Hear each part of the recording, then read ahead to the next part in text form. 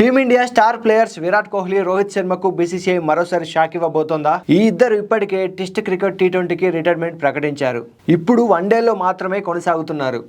ఈ డిసెంబర్లో దక్షిణాఫ్రికాతో, జనవరిలో న్యూజిలాండ్తో వన్డే సిరీస్లు జరగబోతున్నాయి. 2027 వరల్డ్ కప్ దృష్ట్యా ఈ ఇద్దరు ప్రతి వన్డే సిరీస్లో ఆడాలని భావిస్తున్నారు. అయితే వన్డేలో ఆడాలంటే వీరిద్దరు మ్యాచ్ ఫిట్నెస్ నిరూపించుకోవాల్సి ఉంటుందని బీసీసీఐ స్పష్టం చేసింది.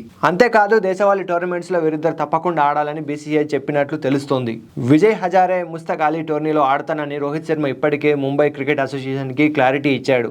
కానీ కోహ్లీ మాత్రం ఇప్పటికీ స్పందించలేదు. కోహ్లీ చివరగా 2010లోనే ఢిల్లీ తరపున దేశవాళీ టోర్నీ ఆడాడు. అయితే ఇప్పుడు కోహ్లీ కూడా దేశవాళీ మ్యాచ్లు ఆడతాడా లేదా అన్నది సస్పెన్స్ గా మారింది. అయితే ఇక్కడ ట్విస్ట్ ఏంటంటే ఈ ఏడాది ఇంగ్లాండ్ పర్యటనకు ముందు కూడా కోహ్లీ, రోహిత్లను బీసీసీఐ దేశవాళీ మ్యాచ్లు ఆడాలని సూచించింది. రోహిత్ ముంబై తరపున, కోహ్లీ ఢిల్లీ తరపున రెడ్ బాల్ ఫార్మాట్ లో మ్యాచ్ బరిలోకి దిగారు. కానీ సీన్ కట్ చేస్తే ఏమైందో ఏమో వీరిద్దరు ఒకరి తర్వాత ఒకరు టెస్ట్ క్రికెట్ కి సైలెంట్ గా రిటైర్మెంట్ ప్రకటించారు. ఇక ఇప్పుడు కూడా వన్డేలో ఆడాలంటే దేశవాళీ మ్యాచ్లు ఆడాలని బీసీసీఐ కండిషన్ పెట్టింది.